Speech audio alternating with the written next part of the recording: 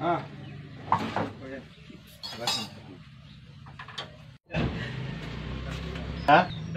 এই জায়গাগুলো কেটে না বাইরে কেন এটা লগে দিও আপনার আমার মানে আপনি তো 10 দিন চলে একজন শিক্ষক নাকি? তো এখন আপনার চাকরি চলে যাওয়াতে কিরকম অসুবিধায় আছেন? আমার তো চাকরি যাওয়ার পর খুবই কষ্ট হয়ে চলতে কোনো কষ্ট হইতেছে। এখন এখন বর্তমানে আপনি কি করতেছেন? চা বিক্রি করি। তো এইভাবে চা বিক্রি করে কি আপনার সংসার প্রতিপালন করা সম্ভব হইতাছে? না, খুব কষ্ট হইতেছে চলতে গেলে। তোমার খুব কষ্ট আছে না, কোনো কাজ করতে বা চাকরি চলে যাওয়ার পরে আজকে 9 মাস চলতে সংসার চলতে খুবই কষ্ট হইতেছে।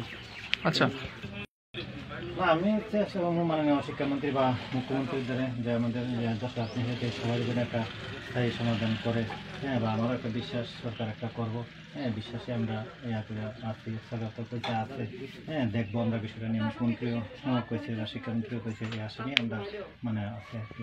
আশা নিয়ে তো মানুষের বাড়ছে। আমরা কতদিন আজকে আমরা যে 78 জন আজকে মানে মৃত্যুবরণ করেছে। আজকে আরও অনেক লোক শয্যাশায়ী বা হাসপাতালে মানে আপনার হাসপাতালের জন্য অসুস্থ আছে। কিন্তু এইভাবে আর কত। তো মানে আপনারা যে আমি জওহরলাল নেহরু এসবি এটা কি তেলিয়ামুড়া থেকে? আমরা